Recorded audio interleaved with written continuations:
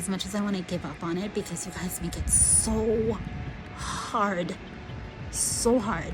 because it's like this uphill battle that we're meant to tumble down from. Because it's like when you get close to the top, it's like something's up there that just kind of pushes you back, and it's like, oh, you thought you were going to make a change? Oh, you thought you were going to make a difference? No, you're not. Go back down there and know your place. You're just meant to make us feel better. You're not meant to actually be taken seriously. We don't actually listen to you. You're not going to pay attention. Hey, it's Invisibly Great, and I wanted to make a quick video. So when it comes to people with physical disabilities, there are fights and struggles that you will never be aware of, never know, or even understand. And it's not because you are incapable of understanding it. You are. It's just, let's just be honest, you don't care. I mean, the society that we live in, nobody really cares about anybody but themselves. So that's kind of where we are, unfortunately. And today, it's just been a little bit difficult. I've been trying to make a change with regards to doors and going through this journey of trying to see how to do that. And when I say make a change to doors, I mean making them more handicap accessible. And when I say making them more handicap accessible, I mean making doors more automated for people with physical disabilities. Because it's not about it being some sort of convenience. It's about the fact that for a person with a physical disability, especially in a wheelchair, trying to get through a glass door or a heavy wooden door or a door that doesn't swing open and stays open is impossible. It's not about convenience. It's impossible. Let me ask you a question. When was the last time you went up to a door and you were like, I wonder how I'm going to get in here? Or when was the last time you sat in your car before you got out? You looked around to see how many cars there were, who was in their car, and then you tried to estimate the time it would take for you to get out of the car the same time someone else was getting out of the car, so that you could open the door, shout out and say, hey, can you hold the door? For them to just look back at you and be like, huh? What? And then, oh, my favorite is when they just pretend that they didn't hear you, because, I mean, they're wondering, what do you want, you know? But it's like, I'm not trying to inconvenience you, dude. I'm just trying to, like, get inside. But the thing is, at the end of the day, when you go to that door, you have errands to run, you have groceries to get, you have clothes to buy, you have things that you need to get for your daily life, for your family, whatever. I do too, and other people like me as well. I think it's not interesting, I think it's sad, because I think a lot of people, they see us as charity or something to pity, and yes, I said something, or maybe they're a good deed for the day or month or year. And the commonality between those three examples I just gave is that it makes people like me disposable.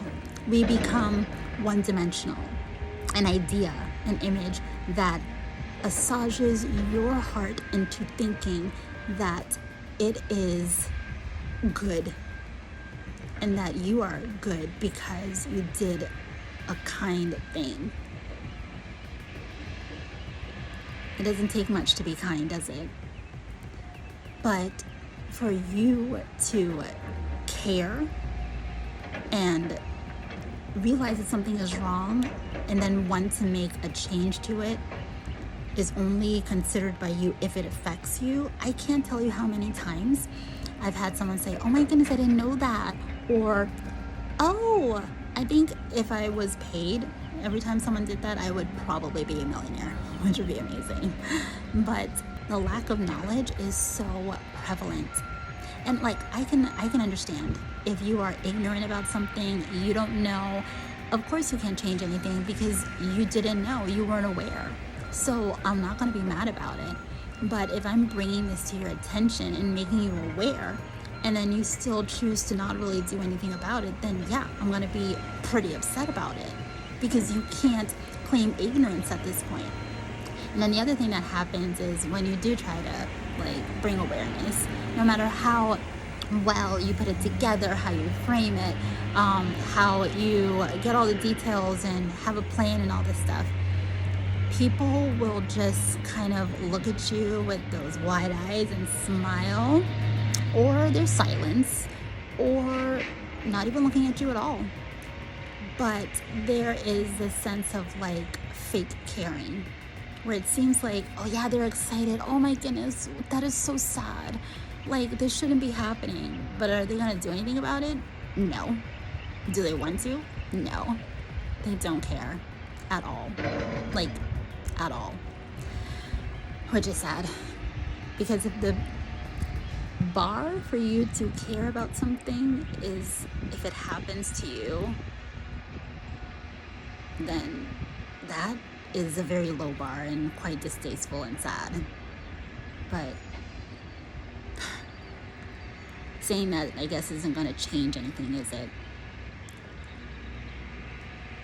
I believe that making doors more handicap accessible in terms of automation is so important for people with physical disabilities.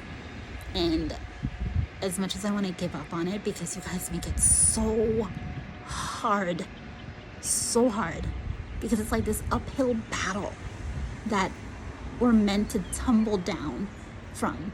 Because it's like when you get close to the top, it's like something's up there that just kind of pushes you back. And it's like, oh, you thought you were going to make a change? Oh, you thought you were going to make a difference? No, you're not. Go back down there and know your place. You're just meant to make us feel better. You're not meant to actually be taken seriously. We don't actually listen to you. You're not going to pay attention. But we'll pat you on the head like a pet and be like, aw, that's so sad. But I have brought this attention to restaurants, to managers, to stores, to churches, to government officials. And I will say this, I know which district commissioner I am not voting for, that's for sure. But what I will say is churches, do better. I understand that you are exempt from ADA regulations according to Title III, but that doesn't mean that what you're doing is okay. Businesses, do better. There is a way to make this work. Government officials, do better. There's an election tomorrow, and so many of the people who are running, when you go to their websites, very rarely do they have anything on there that has anything to do with people with disabilities. They have topics of everything under the sun, but people with disabilities and what they want to do for them or can help them with. And if they do, it's maybe 1 or 2 sentences. Next time when you go on your representative's website, or you're looking up people to vote for, look on their website and see what they're saying about people with disabilities. You're not going to find a lot, if anything. I'm not going to give up on trying to make sure that people who have a physical disability in the most basic things are seen as human beings, because we are. And I don't understand why people don't get that, but we are. So I guess I'm gonna keep fighting. It's so hard and impossible, but I'll try. Keep going. Hey, it's Invisibly Great, and it is election day, and I did want to bring something else to your attention too, because of the video that I'm posting right now.